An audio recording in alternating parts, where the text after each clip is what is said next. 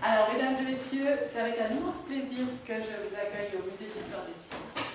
Nous avons, grâce au Salon du Four, une soirée extrêmement copieuse, fournie et qui va certainement être passionnante, puisque le sujet va tourner autour de la question de la vapeur et des transports, deux sujets que nous affectionnons dans ce musée, sujets que nous avons en commun avec les Salons du Four. Donc, je vous propose qu'on commence assez vite, puisque le programme est très copieux et que j'ai regardé sur ta note, Marc, il a écrit mon discours. Et donc, le côté copieux de la soirée va vous tenir loin du buffet un long moment. Donc, sans plus tarder, je passe la parole au président des Salons du Four pour le remercier infiniment d'avoir choisi le Musée d'Histoire des Sciences pour se poser ici. Merci. Alors, merci Isaline, bonsoir à tous et bienvenue pour cette, comme on a dit, longue soirée anniversaire puisqu'elle va nous tenir en haleine pendant 2 heures. Merci encore une fois au Musée d'Histoire des Sciences, à sa conservatrice, Laurence Isaline Stahlgretsch, et à tous les employés ou les collaborateurs qui ont fait l'effort d'être là aujourd'hui puisque le musée est fermé en temps normal, je crois, et c'est super sympa, et aussi d'avoir avec nous comme collaborateur Stéphane Fischer ici, qui sera notre professeur tournesol ce soir, puisqu'il nous fera une démonstration des machines. Si nous sommes là ce soir pour la 2e fois de l'année, après le premier pont suspendu en fil de fer d'Europe par le lieutenant-colonel Dufour, c'est pour fêter cette fois un autre bicentenaire, celui du lancement à Colonie, le 28 mai 1823, du premier bateau à vapeur, non seulement sur le Léman, mais je crois sur tous les lacs suisses. En hommage express de la libre Amérique au champion des vieilles libertés helvétiques, l'armateur le nommera le Guillaume Tell. Il a fait l'objet cette année, le 2 mars, d'un timbre souvenir que vous voyez ici, avec Benoît Gaillard, président de la Compagnie Générale de Navigation, qui est ici à droite avec Madame Maria Rosa de la Poste Suisse, que je remercie d'avoir marqué cet événement, et à gauche, Maurice de Coppet, président de l'association des Amis des bateaux à vapeur sur le Léman, la BVL. Maurice de Coppet aurait dû être avec nous, notre conférencier ce soir. Malheureusement, un problème de santé de son épouse l'a obligé à déclarer forfait, et on est de tout cœur avec eux. Et je profite pour remercier chaleureusement M. Didier Duchois, ici, du musée du Léman, d'avoir pris le relais comme ça au pied levé pour nous présenter un sujet qu'il connaît fort bien, pour cause, et j'aurai l'occasion d'y revenir tout à l'heure. Si nous sommes ici ce soir, c'est parce que le Musée d'Histoire des Sciences va sortir de ses collections 2 maquettes que vous avez ici, la machine à vapeur de Watt et une réplique de la machinerie en miniature du Winkelried, 2e bateau à vapeur sur le Léman, dont la construction avait été confiée au lieutenant-colonel Dufour, encore lui. Une deuxième raison de notre présence ce soir dans cette maison, c'est qu'elle fut jadis la demeure de François Bartholomé, président de la société qui va amener le chemin de fer de Lyon à Genève en 1859. S'agissant de James Watt, je vous propose ici un petit documentaire canadien de la machine à vapeur, tout à l'heure, et j'en profite pour redire quelque chose, puisqu'on est quand même des salons du Four, que Dufour, encore lui, a écrit sur le sujet de la puissance mécanique de la vapeur en 1827, et il va présenter ça devant la Société des Arts de Genève.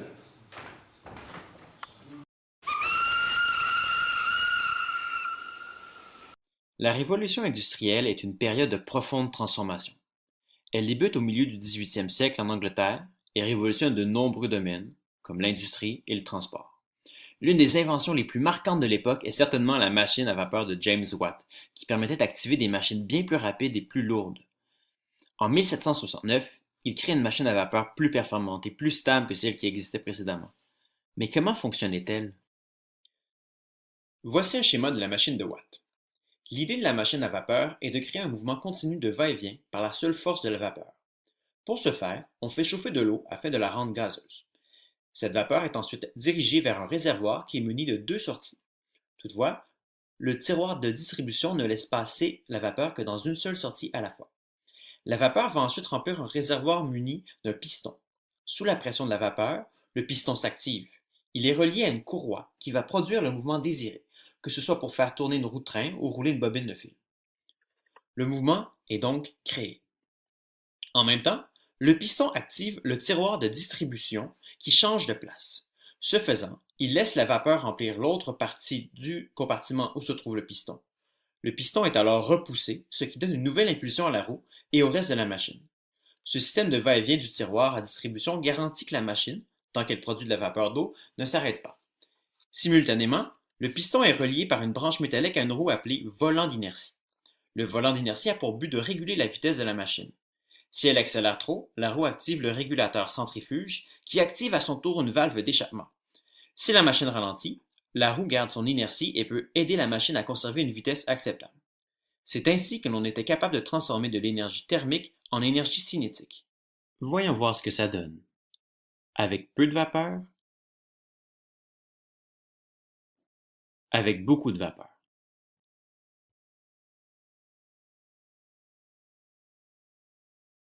La vapeur fut utilisée partout, que ce soit pour propulser les trains, les bateaux, ou pour tisser beaucoup plus rapidement.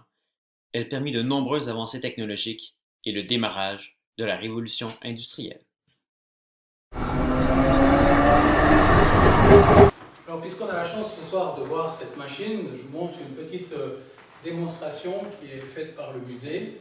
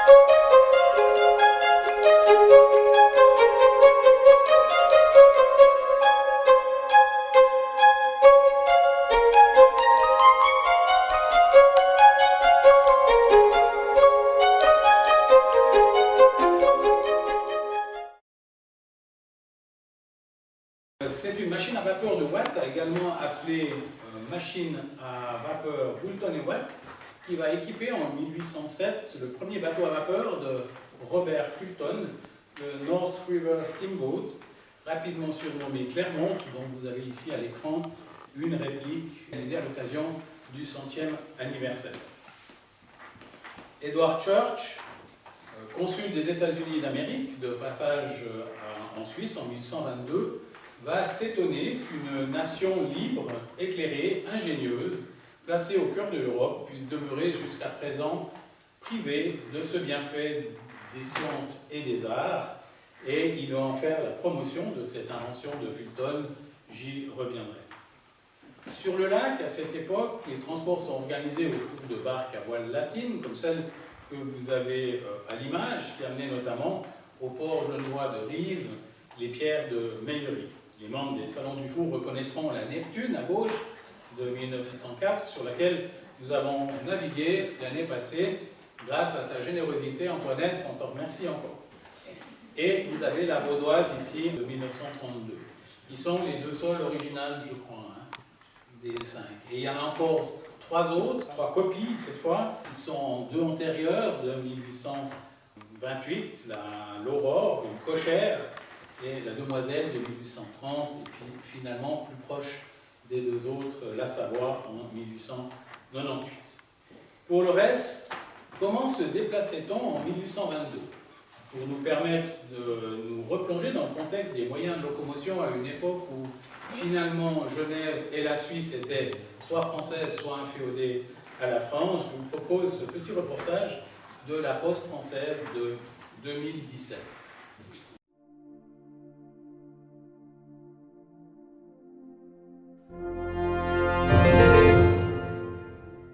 En 1952, à l'occasion de la journée du timbre, est émis celui relatif au malle-poste.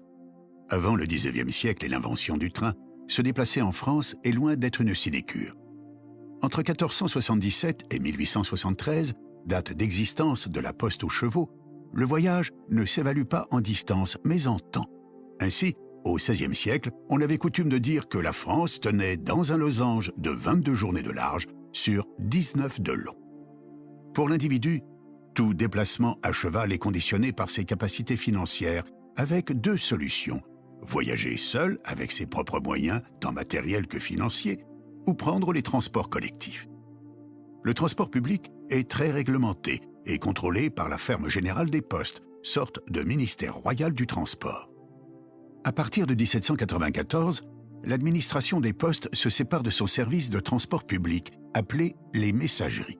Dès lors, quiconque peut créer son service de diligence. Il suffit pour cela de s'acquitter d'un droit d'exploitation auprès de l'administration. Dans le même temps, celle-ci décide de créer le service des malle-postes. Ceci afin de rentabiliser le transport du courrier qui, auparavant, ne pouvait pas prendre de voyageurs à bord de ses charrettes. Ces malle-postes, changeant de monture à chaque relais, deviennent de dangereuses concurrentes pour les diligences, car bien plus rapides, en revanche, le coût du voyage est également bien plus élevé.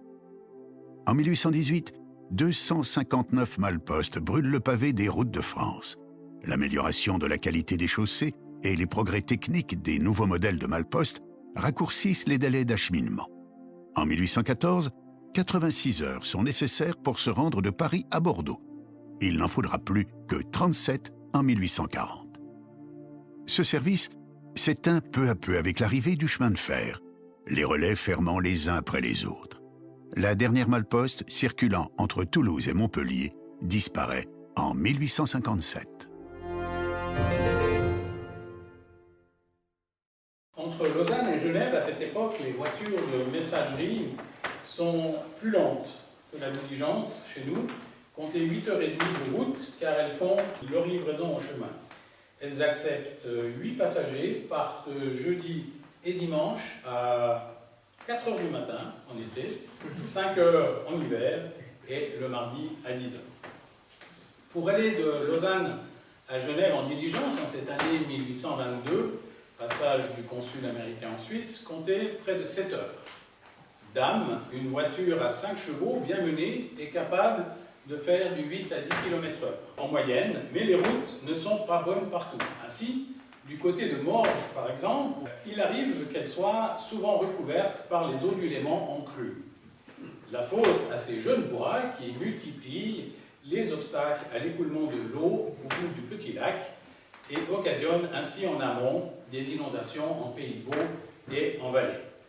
Un dossier épineux confié à Dufour, encore lui, en sa qualité cette fois d'ingénieur cantonal en charge de l'urbanisme et des fortifications de Genève, qui va notamment poser en 1820 sur la pierre du Niton un limnimètre chargé d'établir le niveau du lac. Il en publiera en 1839 une note sur les limnimètres établis à Genève dans les mémoires de la Société de physique et d'histoire naturelle de Genève. Pour mémoire, Dufour utilisera cette même pierre pour sa carte au 100 millième afin de fixer avec le RPN, le repère pierre du Niton, le niveau zéro de l'altimétrie suisse. Mais revenons à Notre-Dame, qu'on voit sur ce dessin de 1856 attribué à Gustave Spengler sur la place Saint-François à Lausanne, avec, on peut le distinguer à droite, l'angle du bâtiment de la Régie des Postes et Messageries, premier hôtel des Postes, construit entre 1806 et 1808 devant l'entrée de l'église. Les lundis, mercredis, vendredis et samedis, vers 2 h du matin, 8 voyageurs au maximum s'installent dans cette diligence. Si tout va bien, après avoir été bien secoués, ils seront vers 9 h dans la cité de Calvin pour mener leurs affaires, à moins qu'ils ne souhaitent poursuivre vers Lyon, Chambéry, Turin ou Milan.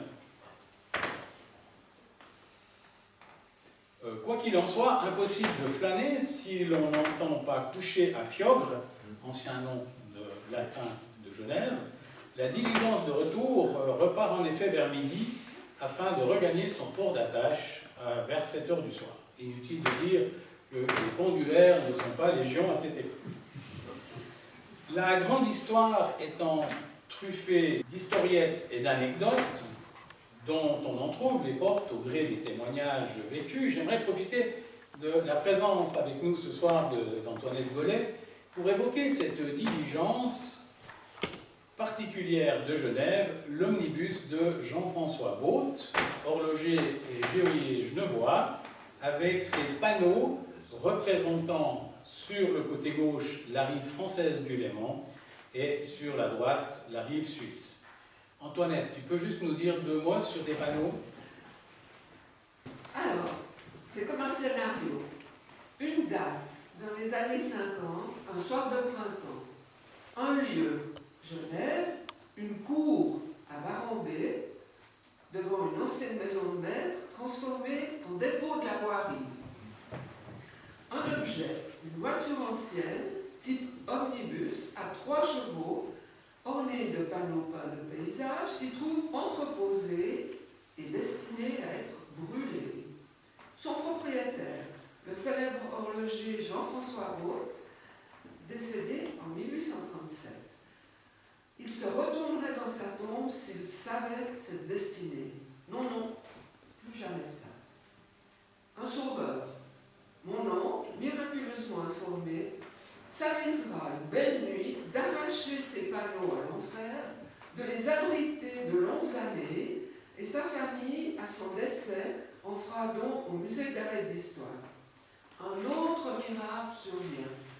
En 2006, la maison de haute horlogerie Girard-Perregaux, ayant racheté la marque célèbre, et apprenant cette aventure, prendra en charge la restauration des panneaux. Sur l'un d'entre eux figure le Winkelried, ce qui nous permettra de situer l'époque de la réalisation de ces œuvres entre 1824 et 1837.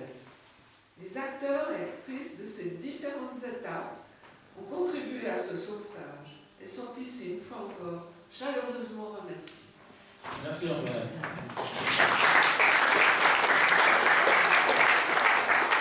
Alors, si on parle de ces panneaux, Antoinette l'a dit, c'est qu'on pourra reconnaître peut-être, mais pas sûr que ça soit le Winkelried.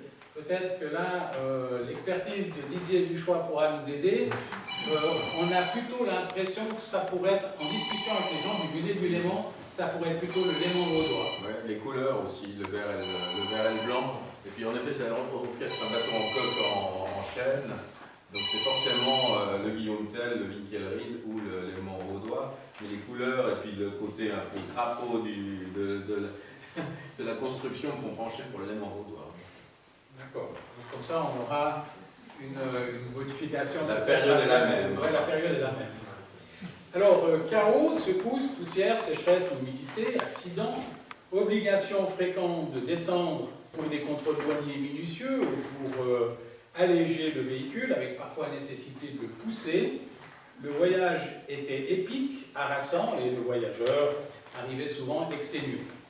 Autant dire que la proposition du consul américain Edward Church d'une liaison par le lac entre Lausanne et Genève intéresse grandement les chancelleries genevoises et vaudoises qui s'empressent de donner leur aval.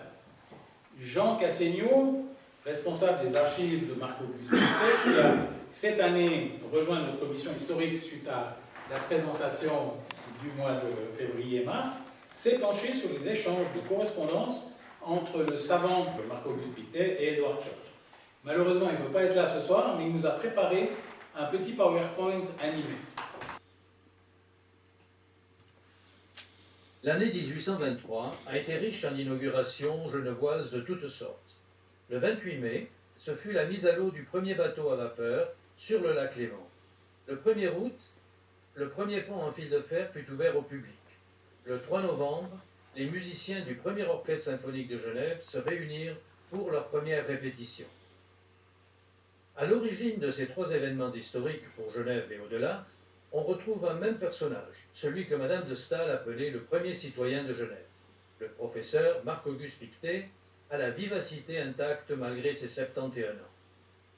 Déjà en 1815, il s'était intéressé au projet de construction d'un bateau à vapeur pour le lac de Genève, plutôt que pour celui de Zurich, formulé par l'ingénieur anglais Richard Wilcox.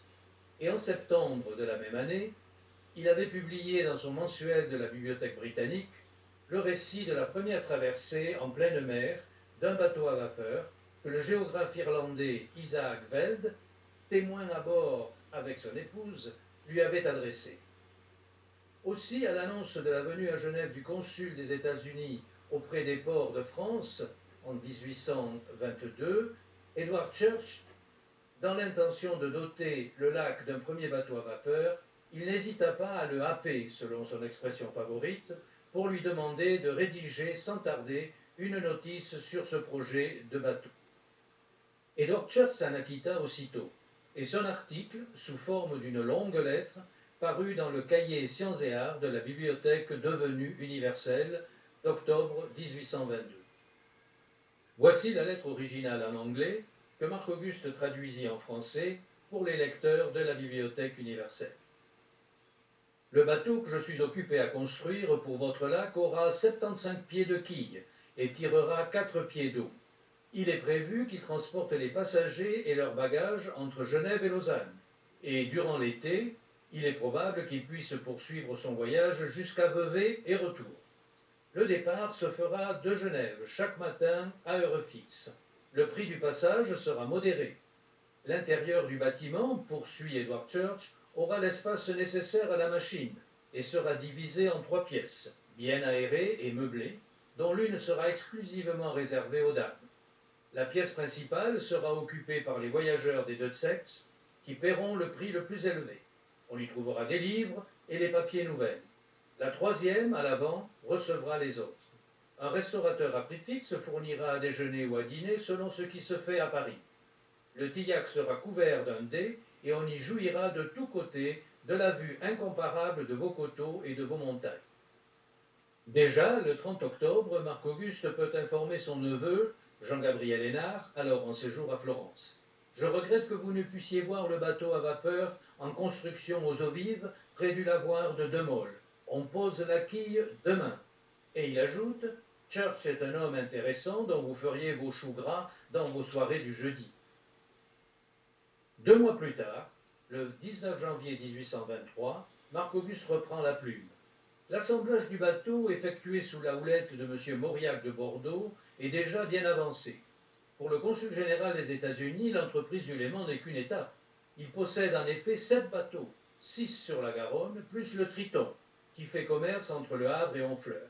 Il a tous les moyens et l'expérience désirable, et sans doute du foin dans ses bottes, car chacune de ces embarcations lui coûte plus de 100 000 francs. Par ailleurs, Marc-Auguste se fait l'avocat d'Edward Church et de son associé, l'ingénieur Morton, pour tenter de convaincre le prince Léopold de Toscane d'établir un service similaire de bateaux à vapeur entre Livourne et Gênes. Après avoir rappelé au souverain que Morton vient de faire Nice-Gênes en 19 heures à bord du télégraphe, Marc-Auguste conclut ainsi sa lettre: « Rien de plus beau et de plus simple que la construction de ces bâtiments, et rien de plus curieux et de plus précieux que leur marche rapide, sans danger et par tous les temps. » Une observation qui se confirmera sur les fleuves et sur les lacs, mais pas sur les mers et les océans, qui dès 1840 lui préféreront la propulsion à hélice. Le même mois, le cahier Sciences et Arts de la Bibliothèque universelle publie une description technique du bateau et de sa machinerie, rédigée par le même Edward Church. Cet article, qui sera lu dans l'Europe entière et au-delà, est accompagné d'une planche avec 2 schémas détaillés que l'on peut voir maintenant sur l'écran.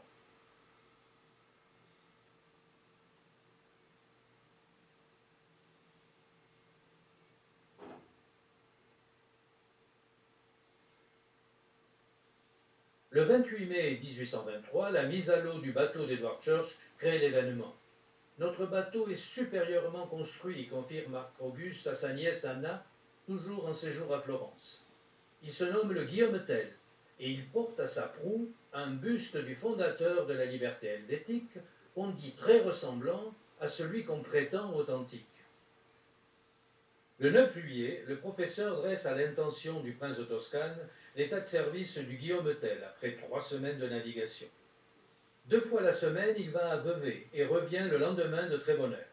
Une fois, il va à Ouchy, le port de Lausanne, et revient le même jour. Le dimanche et le lundi, il fait le tour du lac en touchant les villes riveraines du canton de Vaud et de la Savoie.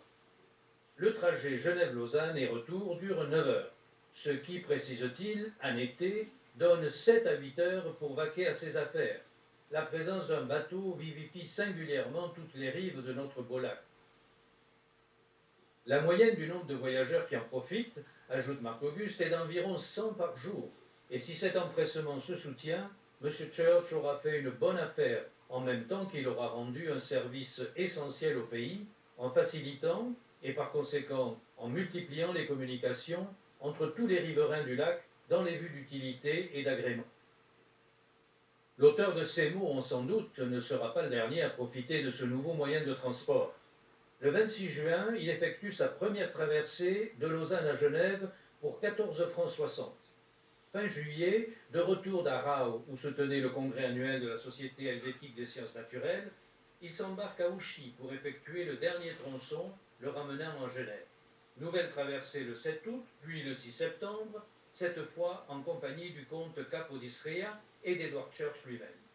Et le 1er octobre, depuis Rolle, où il venait de passer quelques jours dans la propriété de son gendre Rillet-Necker, il retourne à Genève sur le vapeur, avec, écrit-il, musique et déjeuner à bord. Le succès de l'entreprise va entraîner une frénésie de construction de bateaux à vapeur sur les lacs suisses. Le 26 janvier 1824, Marc-Auguste écrit à Benjamin de Lesser à Paris: « On travaille à force au second bateau, la machine sera faite à Paris, et il ira plus vite, quoique plus grand. » Il s'agit du Winkelried que l'on voit sur l'écran. Au printemps suivant, il informe l'astronome Carlini de Milan que Church a le projet d'établir 3 bateaux sur le lac de Constance. On va aussi faire une entreprise à millions sur le Rhin. La navigation à vapeur est donc définitivement lancée. Marc-Auguste s'éteindra l'année suivante, en 1825.